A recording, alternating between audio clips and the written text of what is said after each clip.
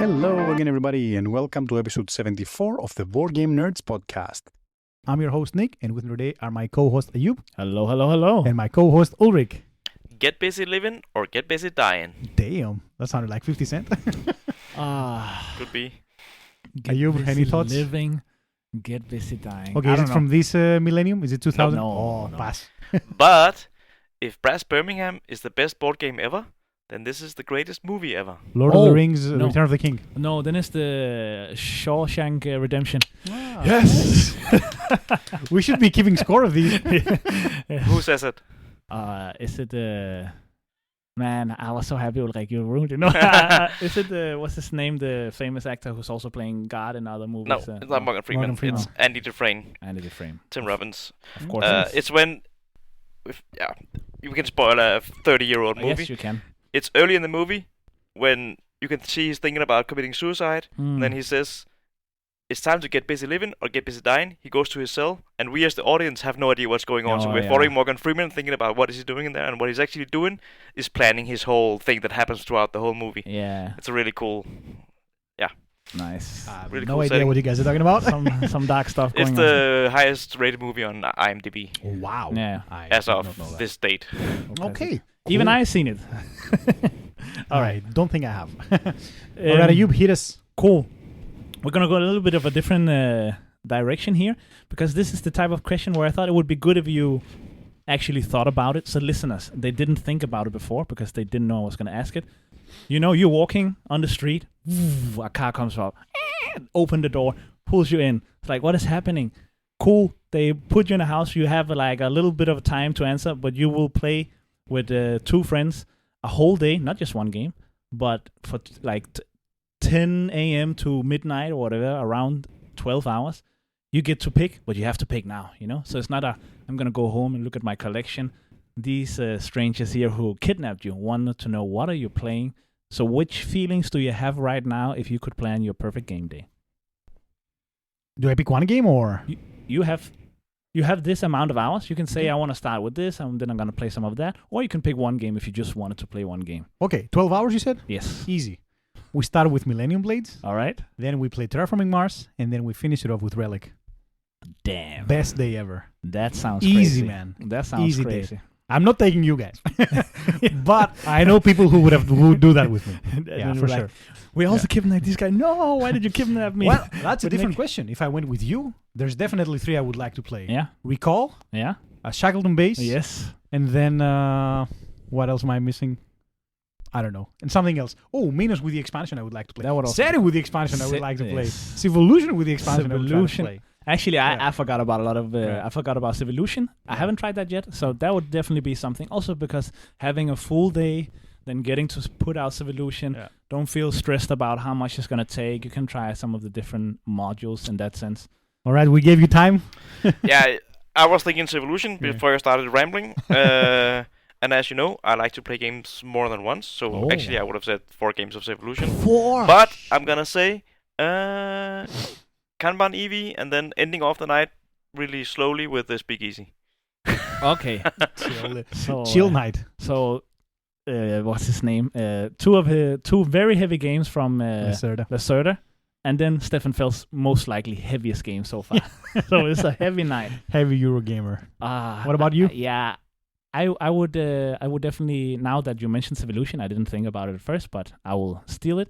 I will put in some Robo Rally. Robo Rally is always perfect with these. You know, you can mix and match. You can make it one long game. I think my longest game ever were somewhere between 6 and 7 hours in a 2-player game where we When you have a thing with Relic for 3 hours, man. where we both had 2 robots each. That was lovely.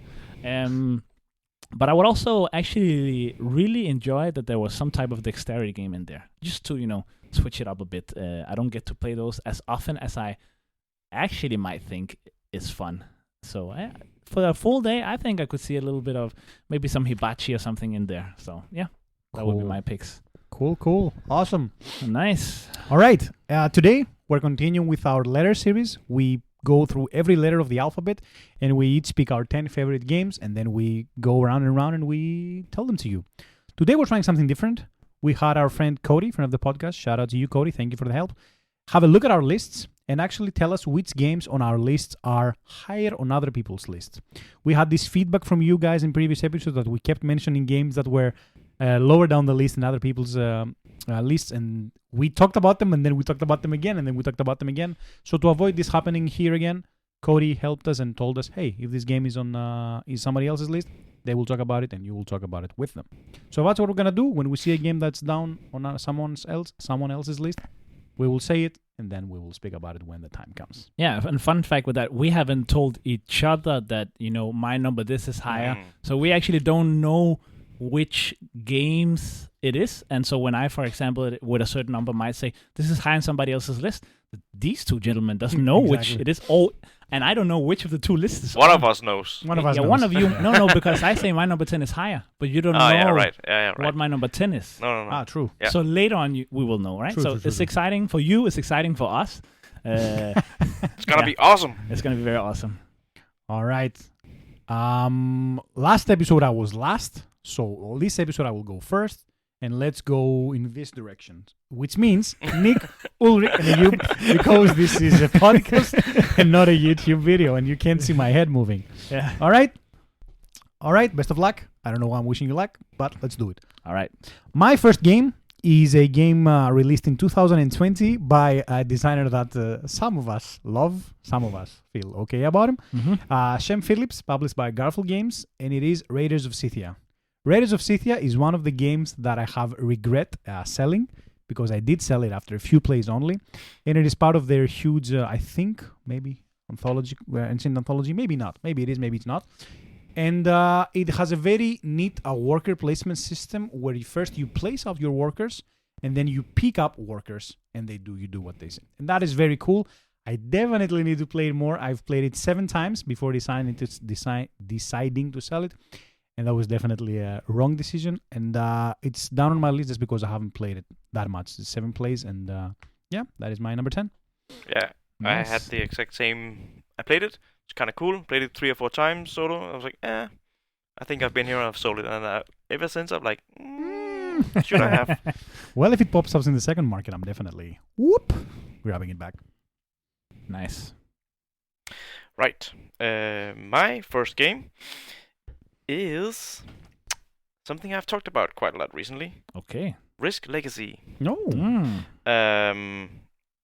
Crazy. Mostly for the nostalgia factor, and 2 for the innovation. Like this, I don't want to say it's the first Legacy game, but it was the first big IP, I think, that really took this thing and made Legacy, where you open packages and, what happens when I kill Ayub, and that whole experience is just, I haven't actually played that many Legacy games.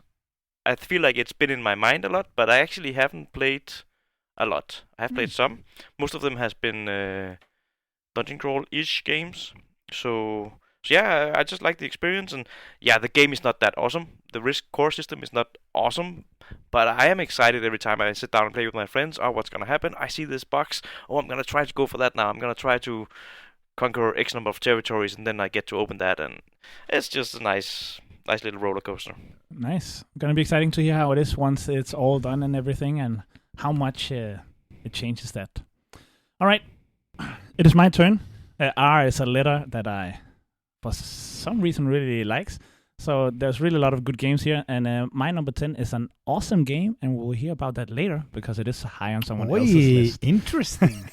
I think I know what it is. All right. Okay, my number 9 is a game that is not on anybody else's list. It's designed by Jan Theo and Christopher Vassiliou and published by Odd Statue Game. It is the game called Riverbed Hunt. Riverbed Hunt is a game that I helped a lot in not in the design process, in the play testing process, and it is, if you've played Bank, it has a similar vibe to that, and thematically you are Tritons fighting for 3 different factions, and you try to win with different ways. There are 3 tracks, and every one of the factions tries to increase a certain track in a certain way in a certain amount. I think it's cool. I think it's not in the category of games that I usually like to play, but every time I've played it, I think it came up as a very good experience. I do have it. I definitely don't have the group to play it here, but it's definitely something that I will keep in my collection. Also because, and I say it every time I talk about this game, I was the very first Kickstarter backer for this game, and I really love the experience. Of course, I'm also good friends with the designers, so that also helps. Yeah, my number 9, Riverbed Hunt. And also probably one of the games that actually fits higher player counts compared to what you usually Definitely. play. I think it's one of the very few games that I have, because I have this problem now, just going off the script a little bit, that I have a large number of people coming to my house. What are we going to play? For nothing. I have no games for you people. I'm sorry. Only heavy Euro games. But yeah, this is one of the games that I can... That's why I need to get the Great Split, as we talked about last episode. True. Great Split would be a good addition to my collection. When you sell it, I'm there. Your turn, Ulrich. Yes, this is a very old game from 1999. Holy moly. Holy kid. I'd like to call this the most boring party game ever. Okay. Because when you play it, you sit, you stare at the board, and there is silence for a long time. Oh, I know. Then somebody says a number, and then there's silence again. It's Ricochet Robots. Once again, the nostalgia factor kicks in here. It's just this weird puzzle game where you have to move robots in a straight line until they meet a wall. Then you can move them in perpendicular directions. There's this little math puzzle of how fast can you get it to the symbol, and you can use some sequences to block off. And it's a weird little spatial puzzle, and with the added stress element of I have to think about it before you think about it. And then we're like, I say 15, and then he says 8, and I'm like, no, that's impossible. And then, yeah. It reminds me of the classic game set where, it's awesome when you are good, and it's awesome if you're kind of equal, and you hate it when someone is way better than you, right? When it gets to even when they say, not necessarily for this, I got it. Okay, wait, just let me, just give me a minute, man. I need to. But well, when you're there, man, I actually enjoy those type of games. And I can always tell if I'm introducing Ricochet Robots. I can always tell after 5 rounds or something, somebody gets it. Oh, now I see how that works. That's a cool little thing. Yeah. And funny thing, you should mention Set, because for me those are twins. Yeah. Very first board game convention I ever went to was Fantastic, the board game store here. They had a Fantastic Possibles Festival. I don't think they have it anymore, unfortunately. I was there. Oh, there's all these new board games. There was the Pandemic thing, which was a co-op where you played against the game. How does that work? Like, I was that so new weird. to the things, right? And then some people were playing. I played Sid and I played Ricochet Robots. And the guy guruing there said, yeah, these games are for the same level, but they're very different. Like, they speak to very different psychology type people, like the math people or the visual people, or like. So those two are. It's funny you should mention it. Yeah. But they are very neck to neck for me. Yeah, 2 things come to mind. We're talking about this game. My first touch with this type of thing is in Pokemon 3rd generation. There's you collect badges anyway, and the 7th badge, to actually get to the gym leader, you need to solve this puzzle. And I was the guy in 6th grade where I was the 7th badge guy, because every kid would be, hey Nick, how do we solve this puzzle? How do we? So I was kind of like viral for that. And then actually, Ricochet Robots was the very first board game tournament that I won back in Greece. Oh, yeah. And the reward for winning the tournament was Ricochet Robots. And I was a little bit of a douchebag back then, and I'm saying, can I get something else? And they almost kicked me out. But yeah, it was a very cool experience. But yeah, the game resonates very well. It's actually a game you used to own then, kind of. Yeah, I had Ricochet Robots, yeah. I think, yeah. No, I don't have it anymore. Yeah, I sold it. Cool. Yeah. My number 9 is... unfortunately, for the second time in a row, not something I will talk about right now. My God. But I'm looking forward to talk about both of these 2 games later. Okay. All right. Cool. I see how it is. All right. My number 8 is I want to say sole-only game, but it is also a cooperative game designed by Paul Abrahams, Luke Badger, and Andy Richdale, and published by Badgers from Mars. Cool name for a publisher, by the way. And it is Regicide. Regicide is one of these games that you can only play with a standard deck of 52 cards. And when I first heard about that, like, there is a solo game that's very good that you can play with a deck of cards, I'm like, what? Is that how does that work? And then I remember I was actually here in Denmark, like in 2022. I was working a night job, something.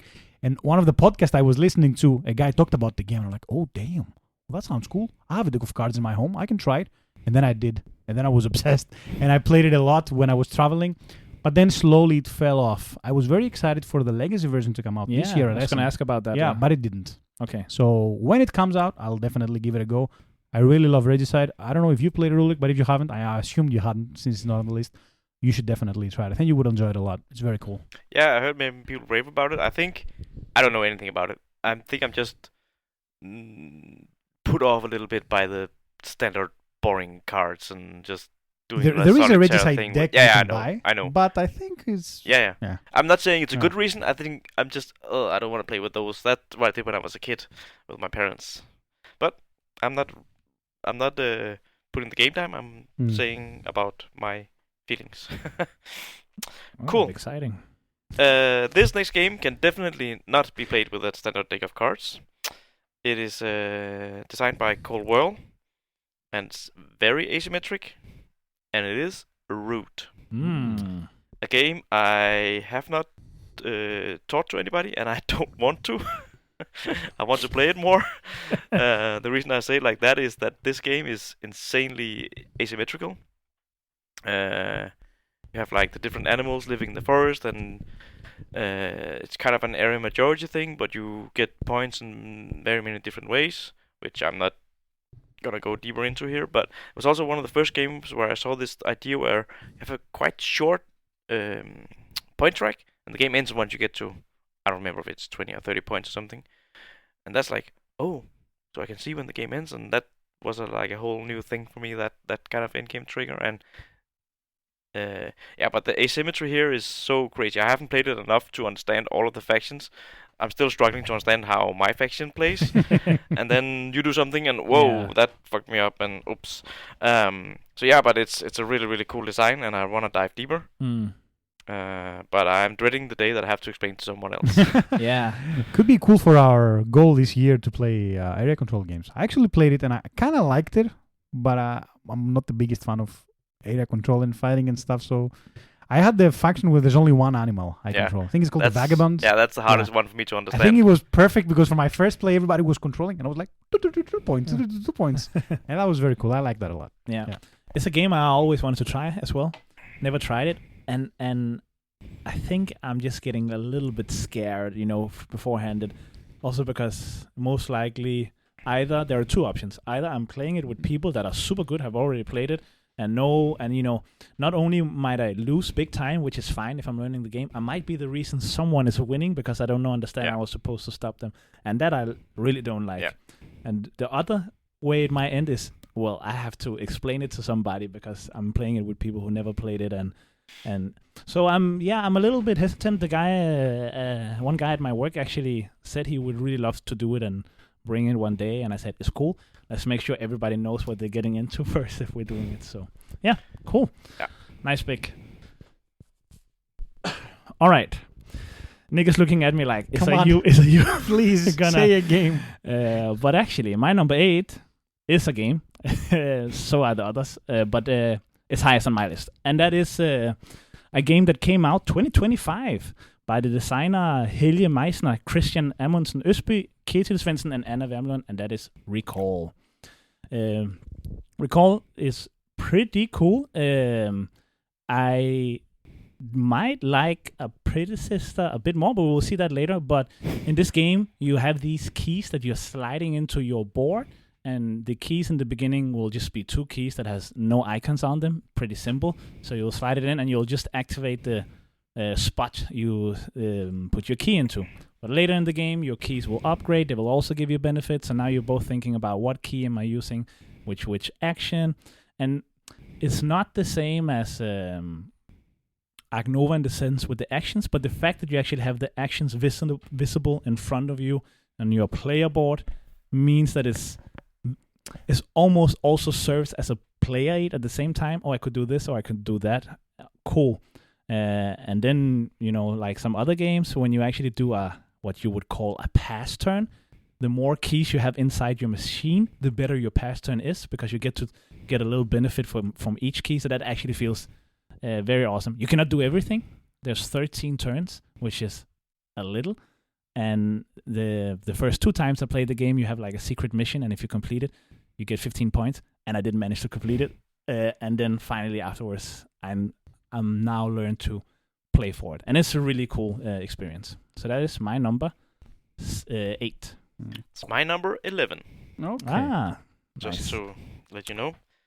All right. Purely for the reason that I played it once. Yeah. So it's really cool. I really want to explore more. It could rise. That's in the future. Agree with everything the clever boy before me said. My number 7 game is a game designed by Thomas Lehmann that I believe is in no one else's list. Okay. I'm willing to take a bet. It's published by Suncastle Games, and when I say Thomas Lehmann, you're thinking of something specific, but this is something different actually, and it is Res Arcana. Res Arcana is a card game much in the vein of something like Magic the Gathering that you can play up 2 to 4 players. I exclusively play 2. I think it's nice. I think I definitely want to play it more, but whenever I'm about to, I'm always in the situation like, oh, should we play Magic or Pokemon or Keyforge? And then it never gets played. So I definitely want to be better at playing it. I think if I did, it would be way higher. I know there's a dual version came out last year, so I also want to try that. Also, it's compatible with the regular Res Arcana. Awesome game. I really like it. The reason it's number 7 is because I haven't played it more, and I really wish that I had. Nice, cool. Yeah, I heard this recommended on other podcasts, and I do like the idea of taking Magic the Gathering and putting it in a smaller box that you can actually get to the table and get to play quite fast, right? Exactly. If it can do that, then I would really be interested. Some people, not so long ago, Nick, you and I tried Etherstone, and some people said Res Arcana and Etherstone had like a similar vibe. I can kind of see it. Yeah. You don't get that many cards, and So yeah, Etherstone was also cool. Yeah. Definitely something I want to But doesn't start with R. Doesn't start with R. Etherstone. All right, Ulrich, take it away. I will say pass. That means that the game he's about to say is higher on somebody else's list. All right. And that doesn't mean he will talk less. It just means he will talk later, right? Yes. And I'm saying that because my number 7 is actually also high on somebody else's list. Oh, yeah? Then my number 6 is also high on somebody else's list. So it's back to you, Ulrich. Ulrich, For your number 6. My number 6 is a game that I played with Ayub. All right. It's called Racing Robots. Which is like this very cute, dare I say it, engine building game, where you're playing as this kid version of famous inventors or scientists. Yeah, exactly. Like Einstein or some guys. And it's basically just you have the action selection system from similar to Wingspan. No, not the action selection where you choose cards. You choose I choose an action, you choose an action, Nick chooses an action, and we all do that action. Yes, simultaneously. So that's this guessing game, right? That is really cool. And then you build up your engine with this row of cards that you activate all the whole row. Whenever you activate the green row, you do all the stuff, and the simultaneous action selection really shines in this game, I think, and and it's a perfect crossover with me. That's why, because Nick might look like, oh, I know you love these games as well, because I actually also have it here at number 6. Yeah, I was surprised that wasn't a star on this. I was like, this game. Why is he talking about it? Where is it? Exactly, it can't be 9 or 10 for you. Yeah. Yeah, no. So fill in the blanks, Ayub. Yeah, and no. What you said with the action selection system is really cool. What you also do is that you put in some energy cubes, and you can see that before people pick actions, right? Because you have 2 cards that shows one of the actions Ulrich will add 2 energy cubes to, and the other action he get double the amount from energy cubes added. So I'm sitting like, oh, I want to do this action. I know Ulrich might want to do it as well. So if he's adding energy cubes to that, maybe that's where I put, and that's like a really nice little thing with the whole simultaneous play. And then, like you said, when you activate the roads from robots in the beginning, it's a little bit like, you get a little, but then once you have like an engine going, and if you can go like, this one gives me cards, the next one lets me discard my cards to do this, and that's quite satisfying. 8 rounds, so I don't want to say it's short because it is a bit heavy. I definitely find it more heavy than Wingspan, which is a similar game, but I really, really, really enjoy it as well. So, yeah. The reason it didn't make my list is that although I did enjoy the solo game a lot, I had this day where I was home alone, I remember, and I said, today I'm going to play one of Ayub's games solo all day so I can master it. And I played this a lot.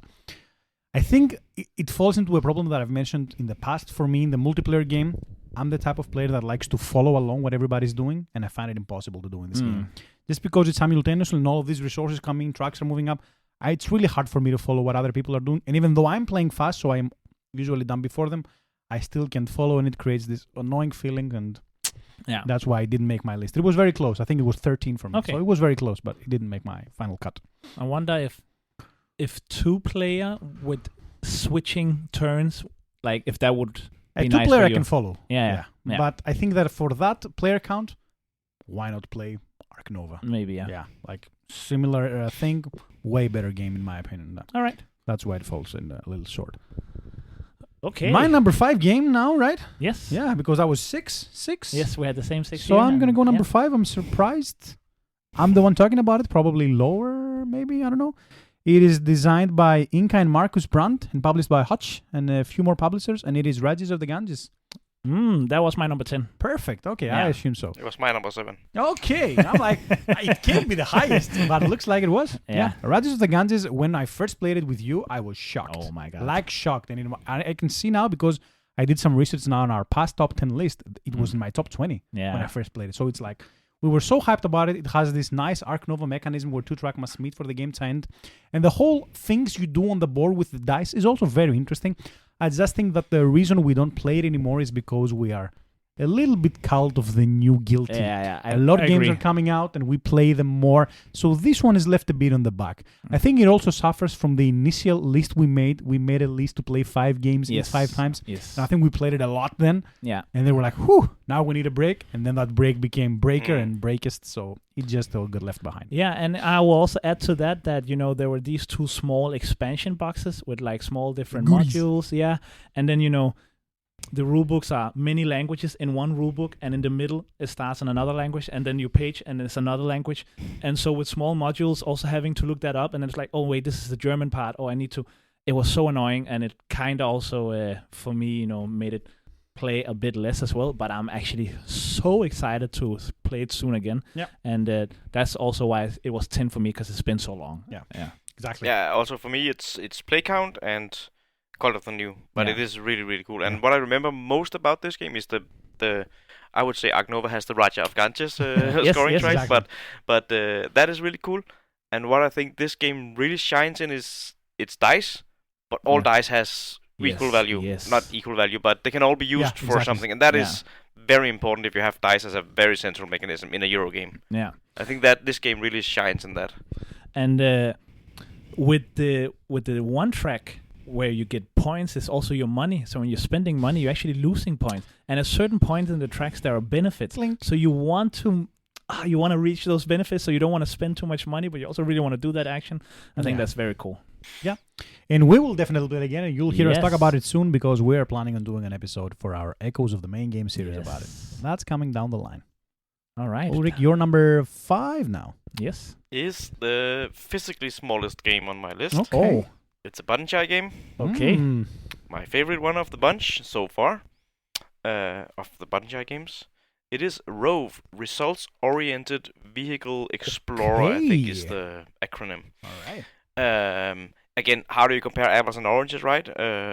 Rove and Root is like... Yeah. But what I really, really like in general about the Banchai games is this idea that you have this wallet with 18 cards in it, and you can play a game in like probably 5 to 10 minutes. And this one actually has some really crunchy decisions. If you don't know it, there's a video on our channel where I play this solo. It is a solo game, so obviously it's a solo play. I was about to say, but it has this cute artwork. You're this little Wall-E type robot that is exploring a new planet. Theme Shmeem. And then you're using the robot's brain and traction wheels and his dexterity fingers or whatever. And basically you're just moving 6 cards around in a imaginary grid, and the brain can go jump over others, and this card can move as far as it wants in one direction. Then you have to establish one pattern. As soon as you establish that pattern, you solve the mission, you flip the mission, and you create this little tableau where the robot is traveling along the planet. All of that graphics is irrelevant for the gameplay, but I just really like this, creating this little landscape. And man, the spatial puzzle is really tickling my brain. It's a little bit too easy, I find. I played, they say you win at, I think, 7 missions. I played up to like 9 or 10. even on higher difficulties. But I really like this puzzle of, I need to get the red card on the left side. Oh, but I can move all the other cards over here if I do that in a clever way. And yeah, that spatial puzzle is really cool. And it's plays in seriously like 15 minutes tops. Nice. Cool. Yeah, I feel guilty because, I said one day, maybe it would be cool to try some small solo games. And Ulrik was like, there you go. You can try this. I was like, okay, then I should do it. And I haven't done it yet. Ulrik borrowed it to me, but I definitely want to. But of course, if you need it back at some point soon, you should let me know. But no, I have. Yeah. I'm have a lot of turning my shoulder, and Cody, our very good friend who helped us with this list, lent me, I would say, 15 different button check games. So there's enough for me to to play and record. All right, cool. The hungry Ayub needs some food as well. So Ulrik is taking the door right now where my dinner's coming. But that's not what you're interested in. You are interested in my number 5, our game of all time. It is a game I've been talking about quite a bit in some different episodes recently. It's a game that I acquired at Essen. It is by the designer Hisashi Hayashi and Simone Luciani. And it is, of course, Railway Boom. If you like auction, this is the game for you. It's just 4 different auctions and different rounds where you do different, you use different resources and you win different things. So one is you are doing your trains, another one is area on the boards where you can drive around with the trains, and there's these cool upgrade cards, and then there's this in-game scoring. It's just such a nice game. And Nick, you actually got to try it not that long ago. Yeah, it was actually a very nice experience, I will say. Definitely something I would like to try again. Some things felt that the more you played, the more you would be into it. I didn't like the fact that I could see the winner, although it was a bit more interesting than I thought. It was good, definitely an Ayub game, like 100%. Yeah. I'm surprised it's so low, honestly. Yeah. Although I do know a few others. Yes, so you do. Maybe not when so you surprised. See, then, I'm actually happy now that I'm. Maybe no, it's lower. Anyway, yeah, definitely want to try it again. And I had no idea Simone Luciani had something to do with it. Yes, exactly. So I thought it was just Hisashi Hayashi. Interesting. Yeah, this is extremely high on my want to play list. From the games I haven't played in our group, towards the top. I'm not particularly high on auction games. I really don't like the artwork in the game. Artwork is not good. But hearing Ayub talk about it, seeing other content creators talk about it, it sounds really, really, really cool. We need to one day make a list where what are we really hyped about trying from each other's collection, and then we can make stuff happen. That would be cool. Yeah. Each player picks one, and then we play all 3. That would be cool. nice. All right, speaking of Simone Luciani, I will just throw in Danilo Sabbia in the mix. Leave Hisashi Hayashi out, published by Cranio Creations. And my number 4 game is Rats of Wistar. And that is also my number 7. Perfect. I was wondering if it was there. Yeah, Rats of Wistar is a game that has given us a lot of playtime. Once again, it was in that original list of 5 games, 5 times each. So we did play it a lot back in the day. Nowadays, I don't know. The last play we had felt a bit awkward, and the play before that felt awkward because of a mistake we made. Yeah. But I can definitely see that this is a Nick game, and I should man up and play it more. No, it's nice. It has a nice card play, a very neat worker placement system where you put in mini workers to buff up your action, but then you have to find a way to move them to other action spaces in order to use them again. I think I really like it. Is there an expansion coming for it? Yes, there is. Okay. I thought there was something like that. And something that Ulrik has spoke about, also you, of course. Worst box for the game. Something like, I don't know, it was an episode that we did or something. Yeah, it was the board does not physically fit in the box. Yeah. Which is crazy, Cranio Creations. Yeah. But overall, love the game. I definitely want to play more. Definitely want to have it in my collection at some point as well. Yeah. Good game. I'm quite hyped about the expansion coming out.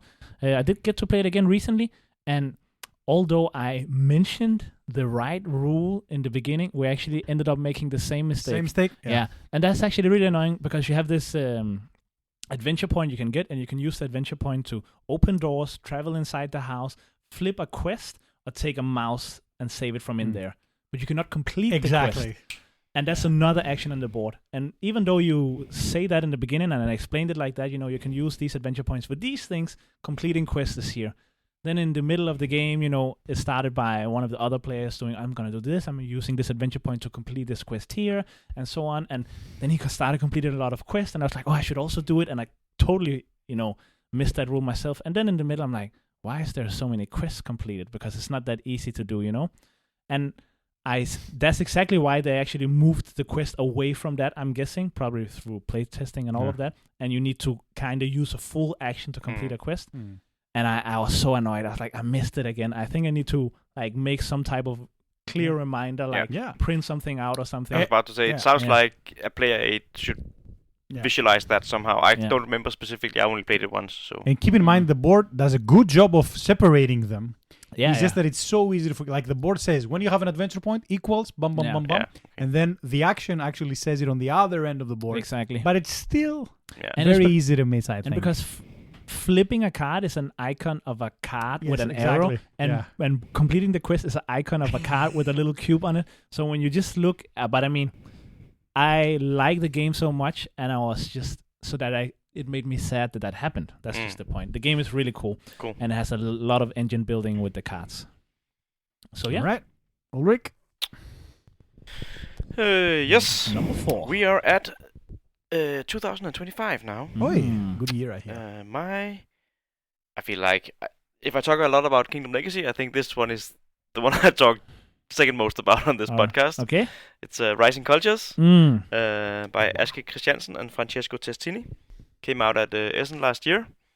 It's a very streamlined 2-player civilization builder game where you each have a specific amount of cards, which you draw 4 of each turn. You play them in one of 4 different ways, and thus building your civilization. It's not as asymmetrical as Root, but it is very asymmetrical in the sense that I play the Romans and you plays the Egyptians, and the Egyptians has a river where we can trade with each other, and the Romans have good military, and the decks are quite different. But you would always go through your whole stack of cards. So once you've played the game a few times, then it becomes really like a meta chess game where I know Ayub is going to get this card at some point that can attack me, and so I need to prepare for it. And you get some choices of, you always have one card left over, so you put it on top or on bottom. And there's lots of choices where this 1v1 meta game can really shine. The order matters a lot of how the cards come out, right? That's and you have some choice in the matter at some point. So it's not just lucky draws. Especially one of the factions can really mess with the discard pile and get stuff back, and they need an expansion for more factions. That's all I'm gonna say about that. But it's de facto really cool. Ulrich game, I feel. This is definitely a Ulrich game. Yeah, it is. I've mentioned it many times. I thought it was much more complex, but I really like how they streamlined it, and I really think it's thematic and the cards make sense and what they do, and the Egyptians were trading a lot, sure. The Babylonians has lots of science, okay. The Romans have lots of military, and it does shine in the mechanics, I think. Nice, yeah. Very cool one. I haven't tried any of I only tried one of the starter factions in one game only, so I don't know enough about it. But even from that, I could also see, man, it's exciting if they make new factions in the future. For sure, yeah. Definitely want to play it more. All right, my number 4 is high on someone else's list. All right, top 3. So my number 3 game is higher on someone else's list. Oh. So already back to you, Ulrich. I don't think it's this one. I also don't think it's this one. This one is Robinson Crusoe. As I mentioned in our last episode, it's a fairly recent addition to my collection and to my play experience.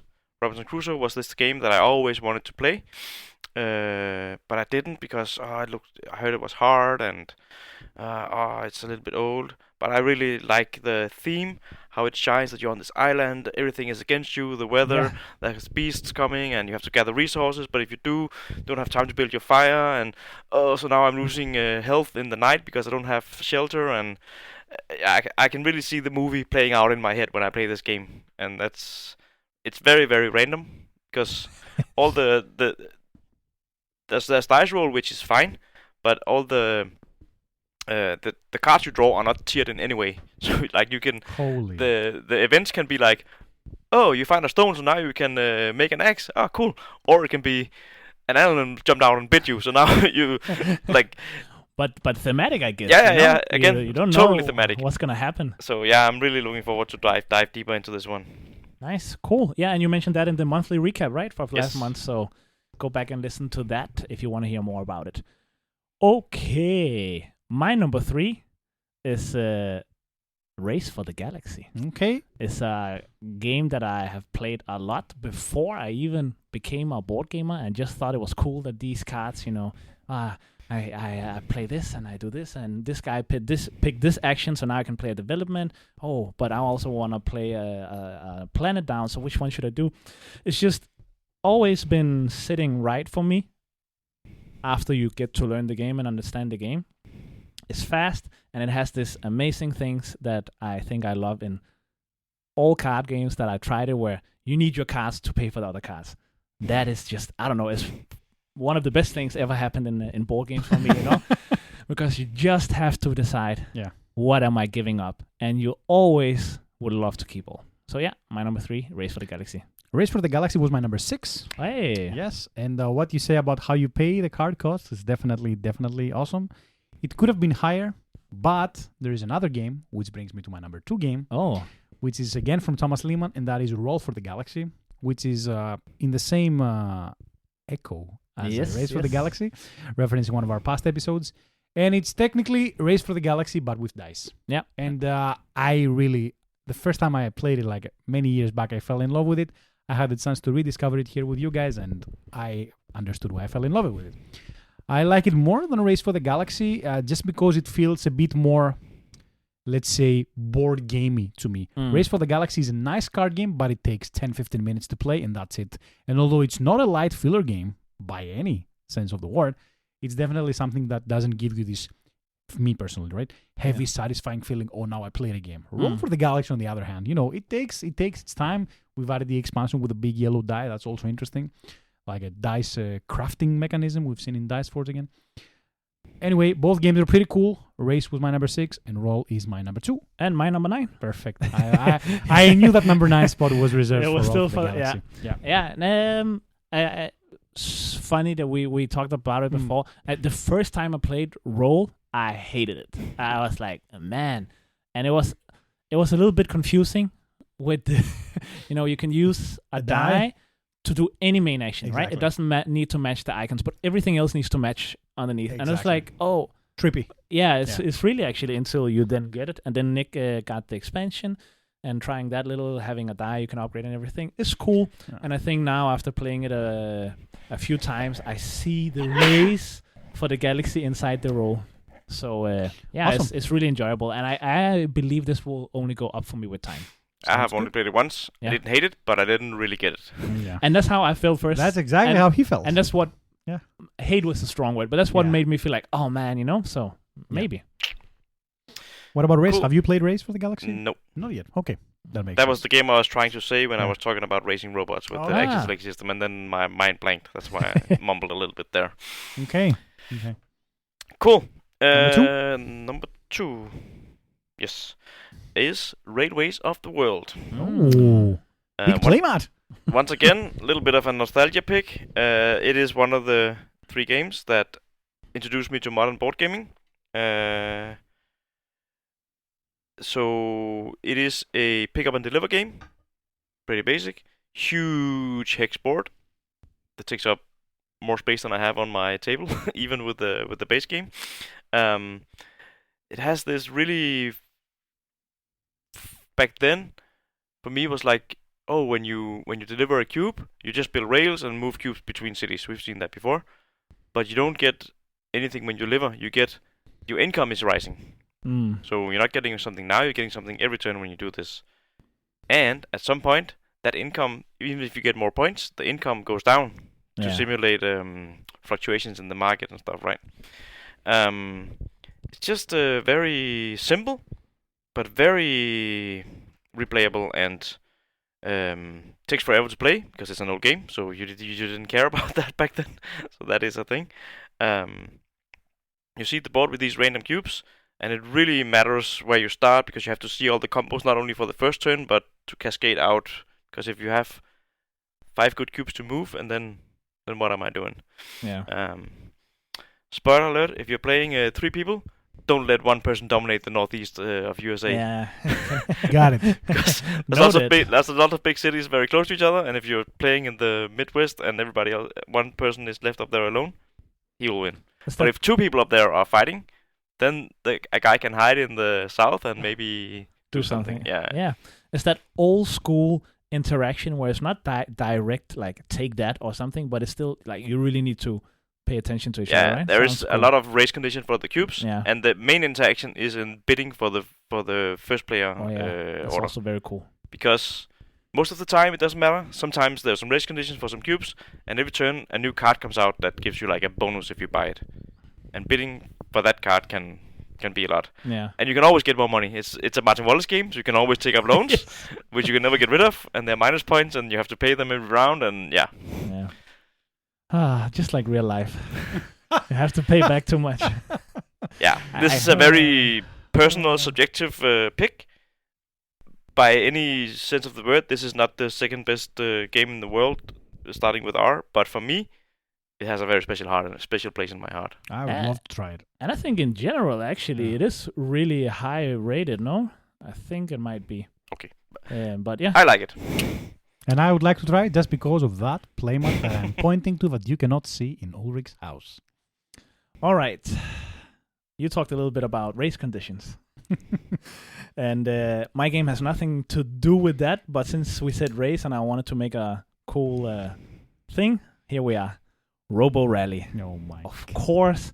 I actually think Robo Rally is in a place where it could go to number 1R in the near future even. I love this game every time I played it. Nick even half jokingly once said, like, if you had a lifestyle game in the past, this might have been something like it. And I don't, but if I did, it would probably be this, where, you know, I met with my friend and we had also a once a year, we needed to get the new Robo Rally King. Unfortunately, it happened more for him than me. And we would just meet up and we would only play this game the whole day. And I don't think I ever had a game I didn't enjoy of this.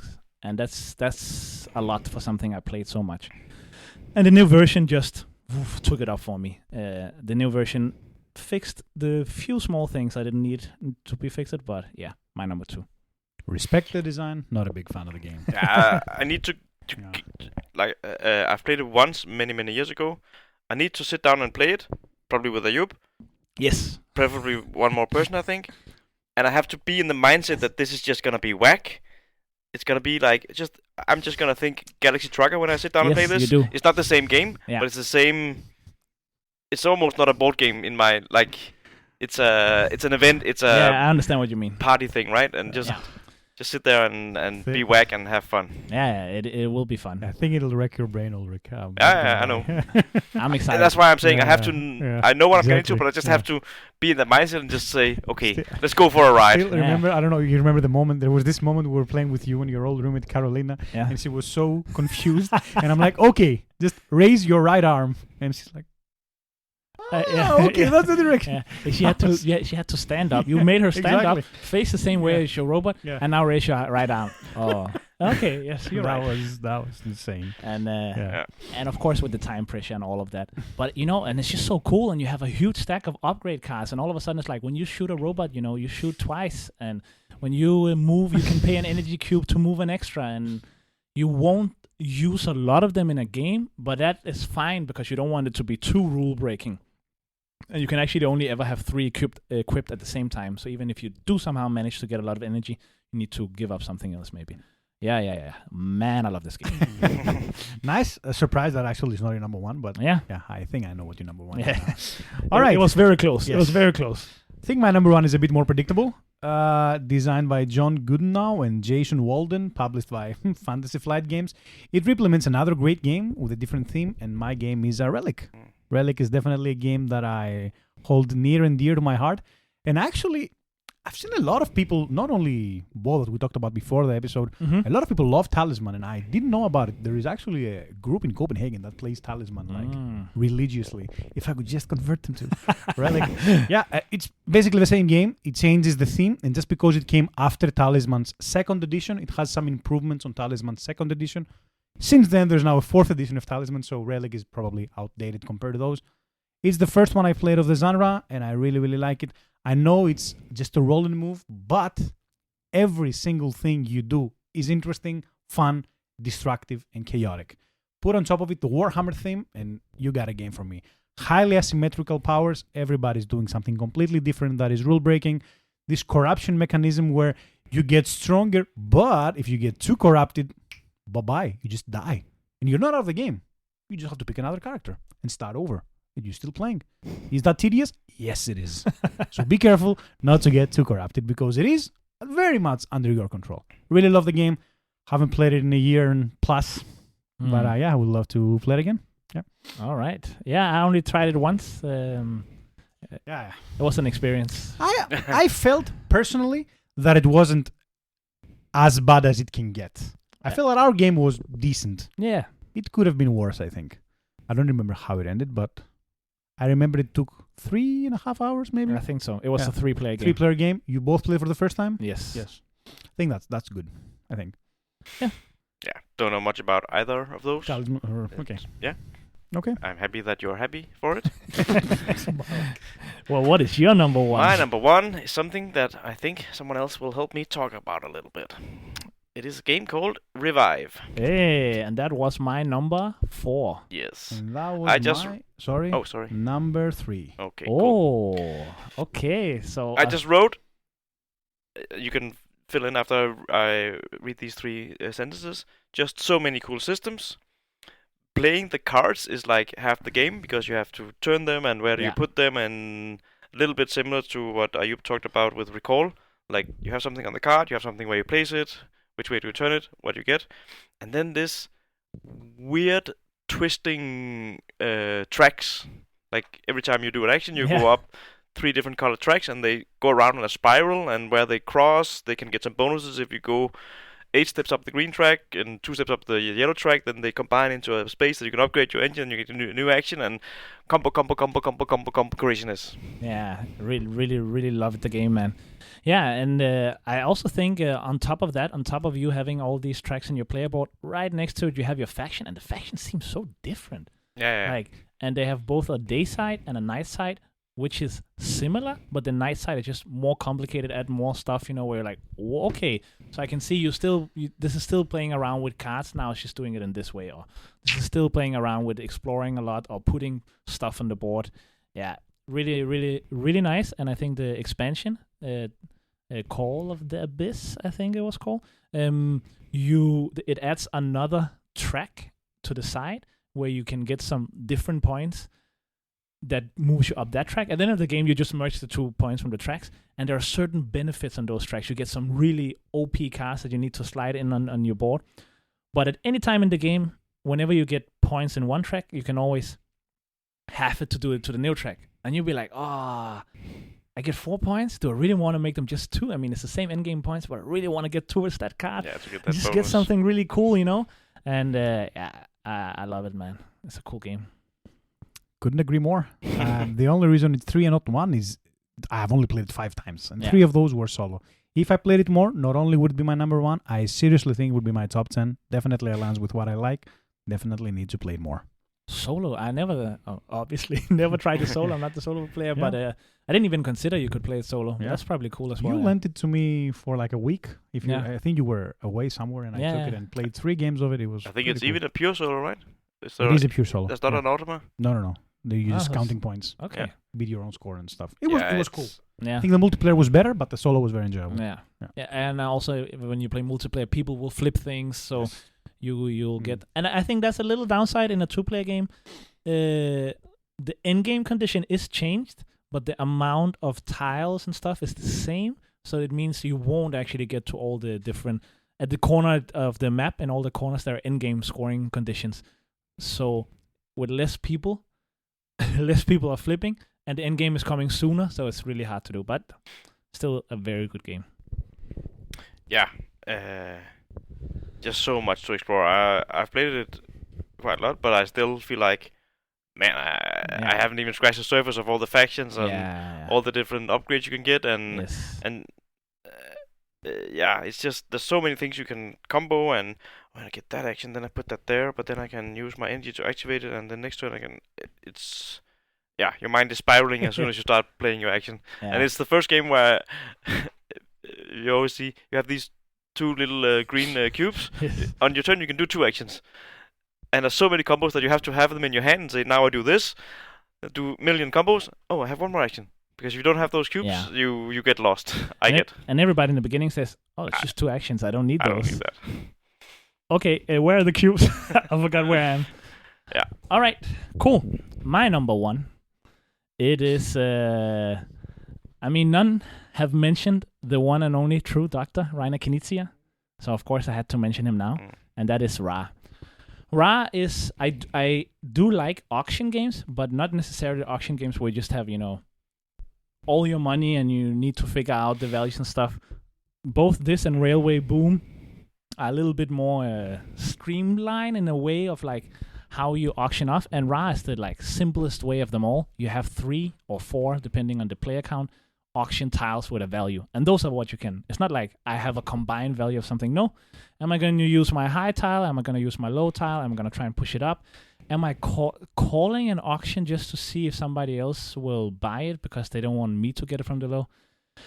It's really nice. I haven't played the expansion that much. It came out very recently, like last year.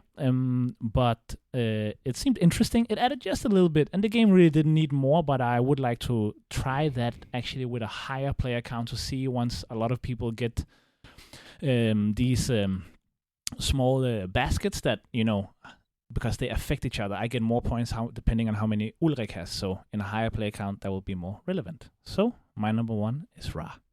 Yeah, Ra is an auction game. I think the expansion was totally unnecessary. I think I mentioned it in another episode. It really didn't need the expansion. It's good that it's there, more content, but it was fine on its own. Yeah. Not my favorite auction game. It has grown a little bit on me. Oh, yeah, that's good. But definitely not something. Yeah. Number 1 is crazy. Yeah. It was my number 21, but I did save where I had it just because I knew it was going to be number 1. It was my number 21. Okay. So still quite high.